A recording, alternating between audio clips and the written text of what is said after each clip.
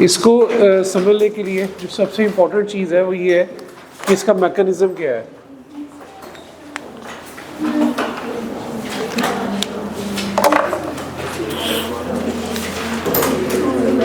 एक supply of chain होती है, ठीक है। वो सप्लाई ऑफ चेन किस तरह फॉलो करती है, कैसे उस पर चल नॉर्मली इंपोर्टर होता है नॉर्मल, ये पूरी सप्लाई ऑफ चेन आपको बता रहा हूँ। ज़रूरी नहीं है कि इसमें सारी चीज़ें हो, कभी इंपोर्टर होगा कभी नहीं होगा, लेकिन नॉर्मली क्या होता है कि एक इंपोर्टर होता है जो रॉ मटेरियल को इंपोर्ट करता है किसी और मुल्क से। इसके बाद मैन्युफैक्चरर आता है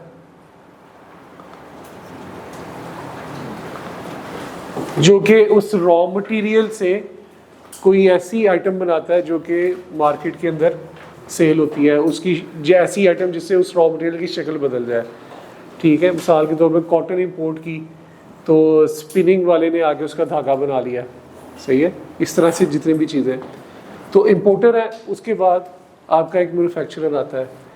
मैन्युफैक्चरर जो है उसके बाद चीज़ होलसेल में आइटम्स वो होते हैं, उस पर्सन को होलसेलर कहते हैं जो पर्सन बल्क में क्वांटिटी उठाए, सही है। ज़्यादा क्वांटिटी उठाए, 1000 कार्टन उठाए, 2000, 10,000, वट एवर द केस, लेकिन जो बल्क के अंदर कोई चीज़ उठाए उसे आप होलसेलर कहते हैं। यहाँ से फिर चीज़ आगे जाती है रिटेलर के पास। रिटेलर्स जैसे कि आपको पता है, जो आप नॉर्मल स्टोर्स जहाँ पे हम जाते हैं, यूज़र जाता है और जाके कोई एक चीज़ उठा ली, दो चीज़ उठा ली, वो उठा के ले आया यहाँ पे, तो वो आपका रिटेलर होता है। और इसके बाद जो चीज़ आती है that is and consumer. And consumer कौन होता है? मेरे आप जैसे लोग। वहाँ तक फिर ये चीज़ जाती है। ये एक पूरी सप्लाई ऑफ चेन है, इसे हम कहते हैं सप्लाई ऑफ चेन।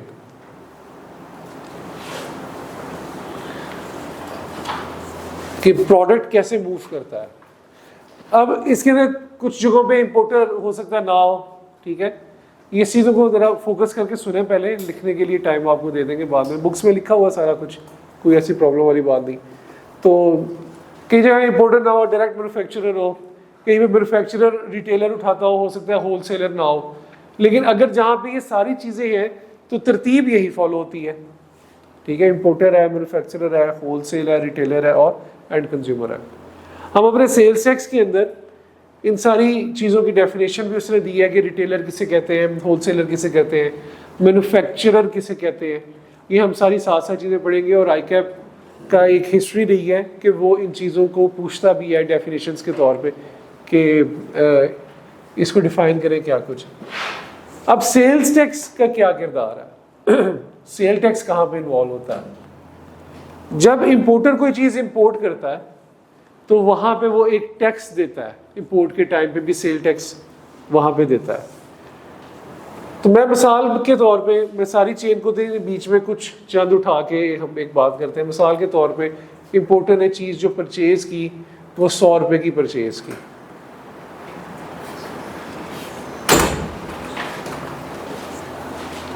और at the time of input, at the time of purchase, sorry, उसने इस 100 के ऊपर एक टैक्स दिया, सेल टैक्स। आई जूम की जी, उसने 18 रुपये का सेल टैक्स दे दिया, 18% का सेल टैक्स। ये सिर्फ अंडरस्टैंडिंग के पॉइंट ऑफ व्यू से भी आपको बता रहा हूँ। तो उसको परचेज कितने की पड़ी? 118 रुपये की उसको परचेज पड़ी।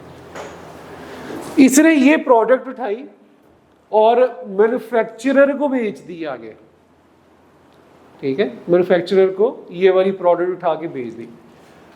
मिसाल के तौर पे इसने ये 100 रुपये की चीज आगे 200 रुपये की बेच दी, तो इस इंपोर्टर ने मैन्युफैक्चरर को 200 की चीज सेल कर दी,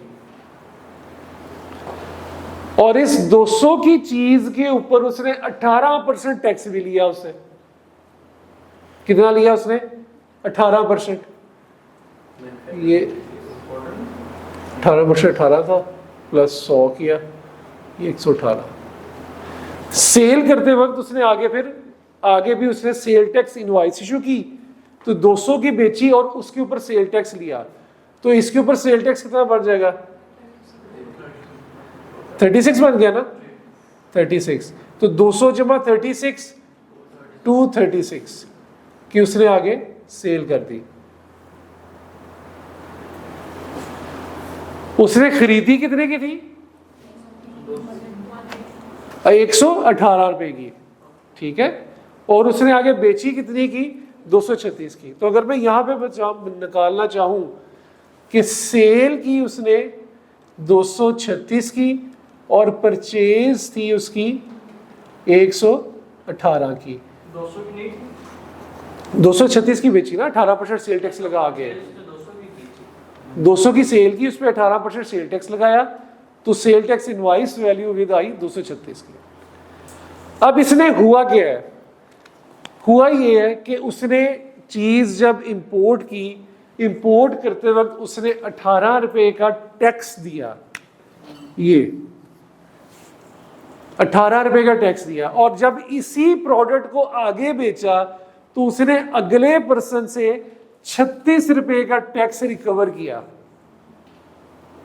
ऐसे ही हुआ ना, 18 का टैक्स उसने चीज को खरीदते टाइम खुद से पे किया, और जब अपनी प्रोडक्ट को आगे बेचा तो उसने अगले से 18% लगा के 36 रुपए का टैक्स रिकवर किया।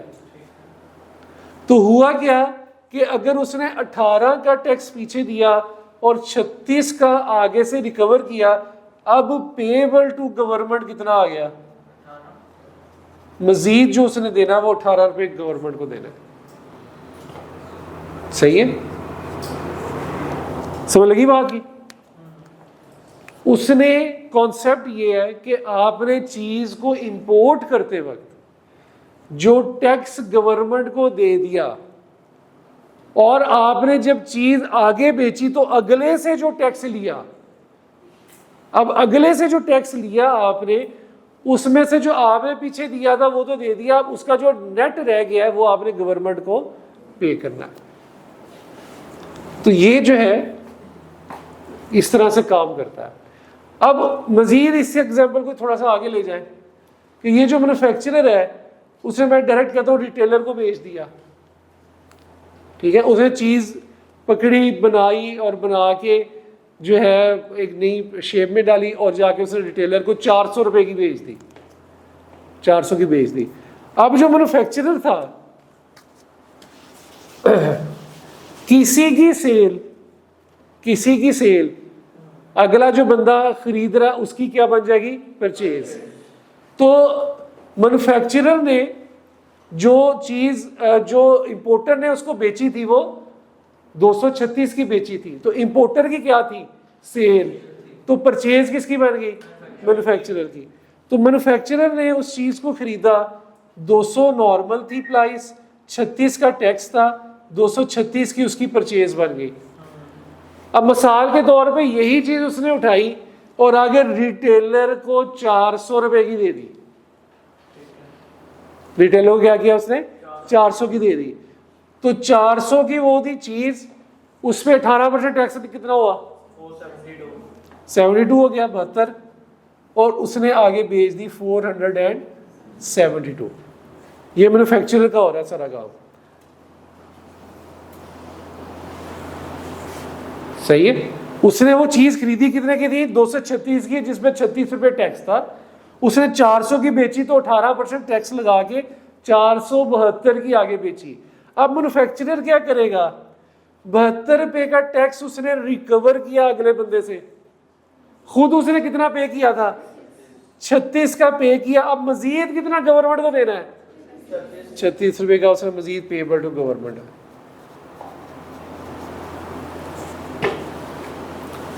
सही है। एंड इन द लास्ट, अगर रिटेलर ने ये चीज खरीदी, अब मैन्युफैक्चरर की सेल थी तो रिटेलर की क्या हो गई? परचेज।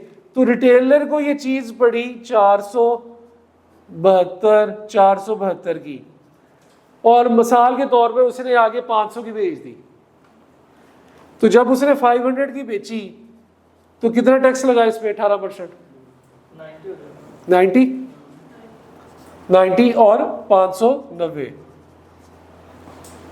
अब रिटेलर क्या कहेगा कि यार मैंने 90 रुपए का टैक्स आगे से रिकवर किया, पीछे कितना पे किया था? 72, मजीद कितना देना है? 18 गवर्नमेंट को। अब अगर आप यहां पे देखें, ये पेबल टू गवर्नमेंट ये आ गया, पेबल टू गवर्नमेंट।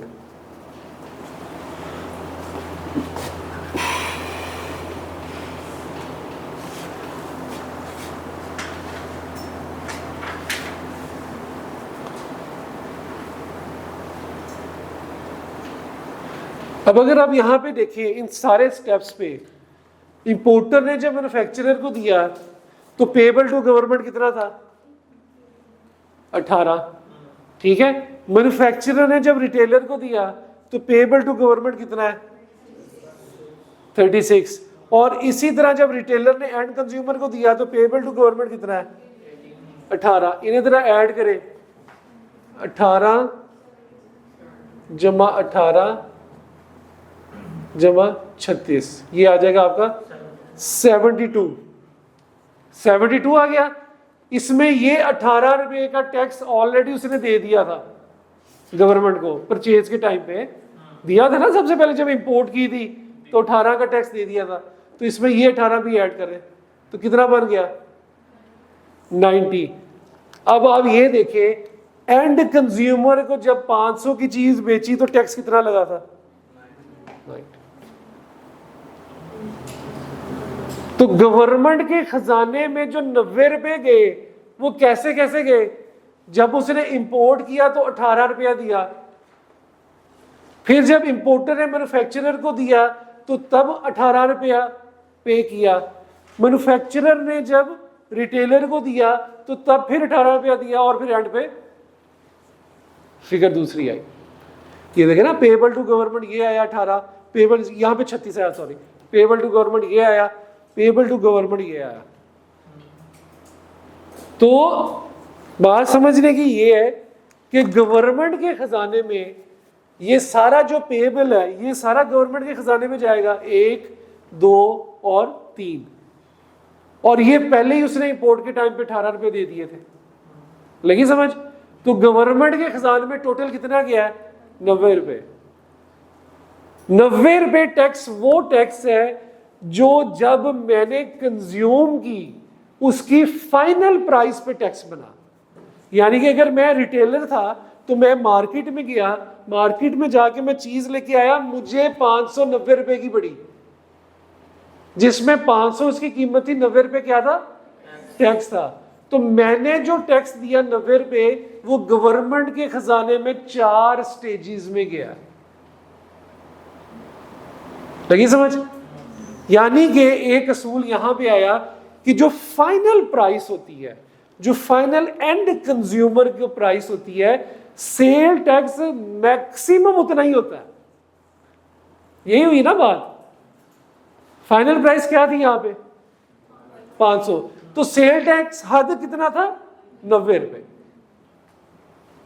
कंज्यूमर, जब मैं कंज्यूम चीज करूंगा तो सेल टैक्स कितना बनेगा? 90 रुपए, हद मैक्सिमम। और तो फाइनल प्राइस के ऊपर जो सेल टैक्स होगा उससे ज्यादा सेल टैक्स हो ही नहीं सकता। That is the maximum amount of sale tax. लेकिन मजे की बात यह है कि गवर्नमेंट के पास ये 90 रुपए 4 जगह पे गए। जब 18 रुपए इंपोर्ट पे दिया, जब इंपोर्टर ने मैन्युफैक्चरर को दिया, जब मैन्युफैक्चरर ने आगे रिटेलर को दिया, और जब रिटेलर ने आगे एंड कंज्यूमर को। तो this is how sales tax works. इसलिए कहते हैं कि सेल टैक्स का जो बर्डन है वो कैरी फॉरवर्ड होता रहता है, कैरी फॉरवर्ड होता रहता है, और एंड पे आके किस पे गिरता है? एंड कंज्यूमर के ऊपर। और उसे कहते हैं जी महंगाई बढ़ती है। कहते हैं ना सेल टैक्स आप 20% कर देंगे, तो सेल टैक्स 20% कर देंगे, जो महंगाई बढ़ जाएगी। क्यों? मेरे आप जैसे लोग भी जब ये चीज एंड कंज्यूमर के तौर पे इस्तेमाल करेंगे तो 20% देंगे, हमारे लिए तो चीज महंगी होगी ना। तो this is how sale tax works. This is it's mechanism.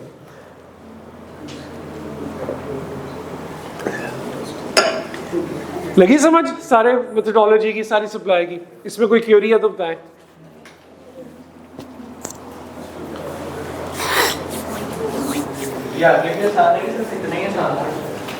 Sales tax as compare to income tax आसान है, ठीक है। इसका न्यूमेरिकल भी आसान आता है और मार्क्स गेनिंग न्यूमेरिकल होता है, 15 से 18 नंबर का आता है, और इसकी अगर आपकी ग्रिप अच्छी है तो ये जल्दी सॉल्व हो जाता है as compare to income tax, और इजी कॉन्सेप्ट्स हैं इसमें। लेकिन इसकी थ्योरी थोड़ी सी टेक्निकल है as compare to income tax, उसमें थ्योरेटिकली पोर्शन जो होता है ना थोड़ा सा इसका टेक्निकल है, और वो पूछता भी थोड़ा टेक्निकल अंदाज में। बहरहाल इसके क्वेश्चंस करेंगे। अच्छा ये तो थी इसका जनरल मैकेनिज्म। अच्छा सेल टैक्स को अक्सर आप कभी किसी और बुक्स वगैरह में पढ़ेंगे तो उसको ये भी कहते हैं कि जी ये दो धारी तलवार है, यानी कि एक ऐसी सॉर्ड जो कि दोनों तरफ से यूज होती है। वो किस तरह से कि आप परचेज के ऊपर भी टैक्स दे रहे हो और आप सेल्स के ऊपर भी टैक्स लगा रहे हो, ठीक है। तो इट्स लाइक अ सॉर्ड जो कि दोनों तरफ से यूज होती है। तो अब आगे थोड़ा सा जरा इसको और लेके चलते हैं इसी चीज को। अब उन टर्मिनोलॉजीज को देखते हैं जो हमें रेगुलरली यूज होगी।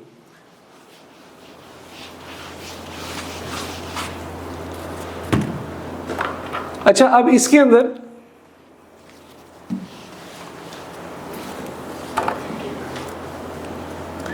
मैंने आपको बताया कि जब हम सेल करते हैं तो उसके ऊपर वो 18% सेल टैक्स लेगा अगले पर्सन से, और उसमें से जो उसने पहले सेल टैक्स दिया हुआ है परचेज पे वो एडजस्ट करके बाकी गवर्नमेंट को पे करेगा। सेल पे, सेल के ऊपर जो वो 18% सेल टैक्स लेता है हम उसे कहते हैं आउटपुट टैक्स, आउटपुट टैक्स। और इस सेल्स में से जो परचेजेस का टैक्स लेस करते हैं उसे हम कहते हैं input tax.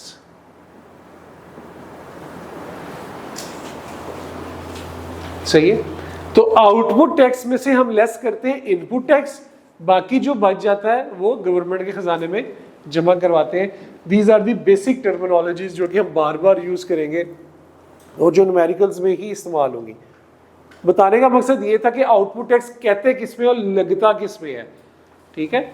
Output tax cell of the product, जो आप प्रोडक्ट बेच रहे हैं उसकी वैल्यू के ऊपर लगता है, ठीक है। ये अभी हम काफ़ी डिटेल में पढ़ेंगे कि वैल्यू क्या होती है। वैल्यू के ऊपर लगता है और उसमें से लेस करते हैं हम इनपुट टैक्स, तो जो रिमेनिंग होता है that is tax payable to government होता है। सही है। एक तो ये बात कि आउटपुट और इनपुट में क्या फ़र्क है, ये अब आपको बताना ज़रूरी था कि अब आज के बाद से अगर हम आउटपुट की बात करेंगे इट मीन्स कि जो चीज़ आप बेच रहे हैं उसके ऊपर जो टैक्स है that is mean by output tax, और इनपुट की बात करेंगे तो जो चीज़ खरीदी थी उसमें जो टैक्स दिया वो क्या था, इनपुट टैक्स था। दूसरी बात ये कि ये जो सेल है ना, सेल बेसिकली जो आउटपुट टैक्स लगता है ये सेल पे नहीं लगता, ये लगता है सप्लाई के ऊपर। ये किस पे लगता है, सप्लाई के ऊपर। सप्लाई किसे कहते हैं, सप्लाई की डेफिनेशन आज पढ़ेंगे अभी, ठीक है।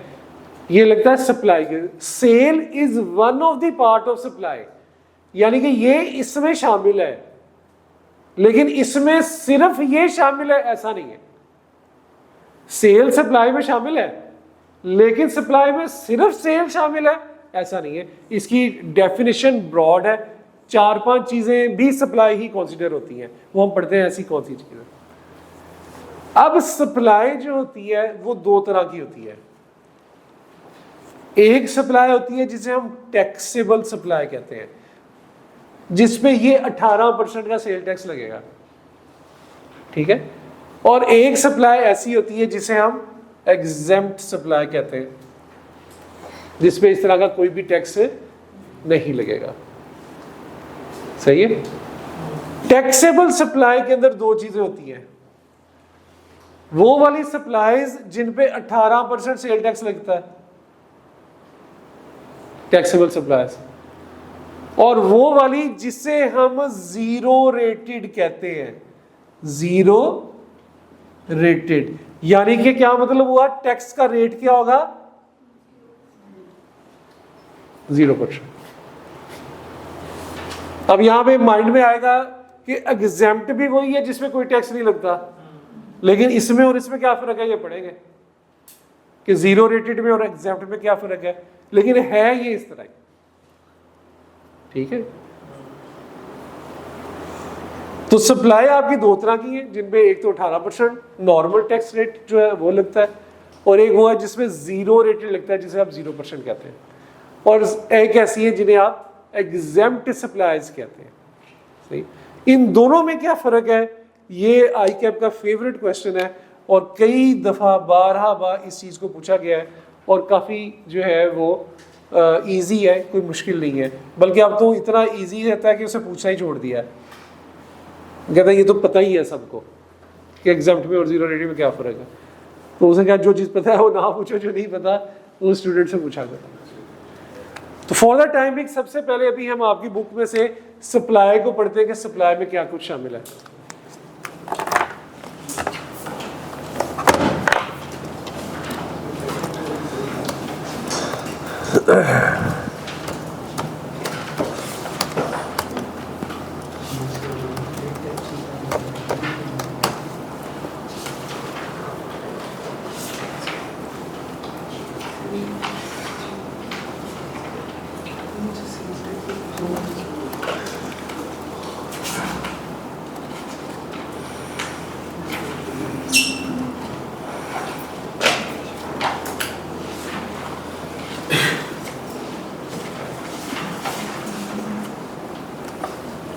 सप्लाई की जो डेफिनेशन है ये आ रही है आपके पास 129 पे जी, 129 पेज पे सप्लाई की डेफिनेशन आ रही है।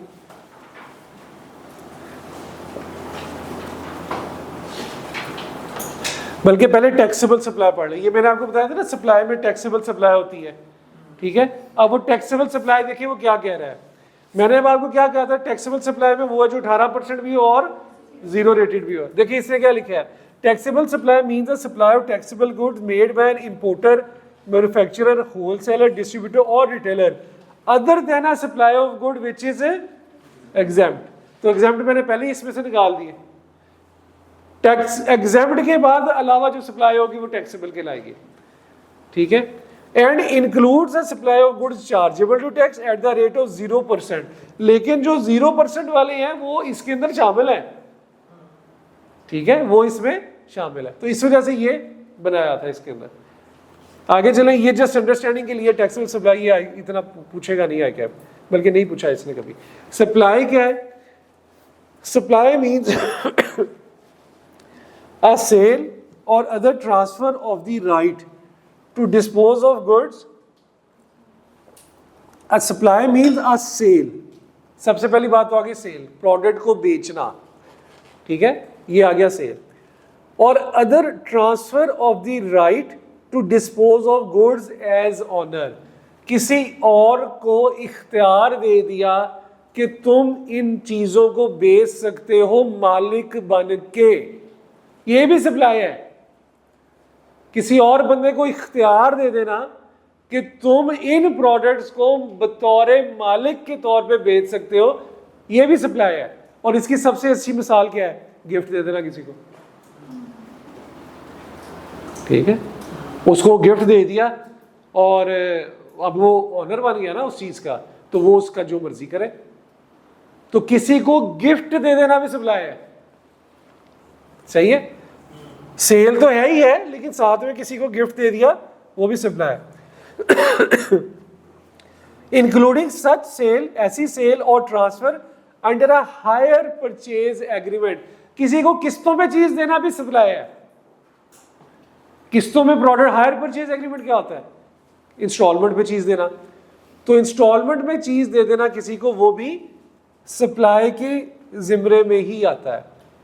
तो ये पहली दो लाइनों से बात हुई कि एक तो सेल्स भी सप्लाई है, किसी को गुड्स ऐसे दे देना कि उसके पास इख्तियार है कि मालिक बन के बेच के, जैसे कि गिफ्ट भी सप्लाई है, और हायर परचेज का एग्रीमेंट कर लेना ये भी सप्लाई आता है। और इसमें और चीजें भी शामिल है। Putting to private business or non-business use of goods produced or manufactured in course of the taxable activity for the purposes other than those of making a taxable supply. Putting to private use. आपकी जो है वो factory थी tissue बनाने की, उसमें से कुछ टिश्यू के डब्बे उठाए और अपने घर में ले आए पर्सनल यूज के लिए, तो उस कंपनी के लिए ये भी सप्लाई है। बेशक वो उठा के अपने घर में ले आया, प्राइवेट यूज कर रहा है, पर्सनल यूज कर रहा है, तो ये भी सप्लाई में आएगा। बिजनेस और नॉन बिजनेस यूज, आपने वो डब्बे उठाए और अपने ऑफिस के अंदर रख लिए कि यार हम बना रहे हैं, हम ही इस्तेमाल ना करें, कितनी गलत बात है। ठीक है, वो टिश्यू का डब्बा ये था कि बाहर से लेके आए, आप यही बना रहा है, 4 डब्बे थे उठा के, ठीक है, अपने दफ्तर में रख लिए सारे, तो ये भी सप्लाई है। सही है। और non business use of the goods produce, किसी को चैरिटी कर दी, नॉन बिजनेस यूज, डोनेशन कर दिए, ठीक है, की चैरिटी कैसी लगेगी? बस कर दिए यार, उसने क्या एडमिन खर्चा आपको दे दिया, तो ये भी नॉन बिजनेस यूज जो है ये भी आपका सप्लाई में आता है। ठीक है, समझ लगी अब सप्लाई में क्या कुछ आ रहा है। चीज का बेचना, चीज का गिफ्ट देना, किस्तों पे कारोबार करना, प्राइवेट यूज में चीज का ले आना, बिजनेस के अपने इस्तेमाल में चीज का ले आना, किसी को डोनेशन कर देना, ये सारा कुछ सप्लाई में आता है। 18% सप्लाई का मतलब क्या आ गया कि उसके ऊपर आउटपुट टैक्स लगेगा। सप्लाई का क्या मतलब आया? आउटपुट टैक्स लगेगा। ऑक्शन और disposal of the goods to satisfy a debt owed by a person, उधार लिया था, उधार पे नहीं कर पाए, उसने कहा यार मेरे एसेट बेच दो, एसेट बेचो एसेट बेच दो, और एसेट बेच के जो है वो उधार अपना पूरा कर लो। ठीक है, तो ये नीलामी कर देना या गुड्स को बेचना, बल्कि यहाँ पे सॉरी एसेट्स की बात नहीं है, उसकी जो गुड्स बनाता है टैक्सेबल एक्टिविटी में उनकी बात है, एसेट्स की बात नहीं है, सॉरी।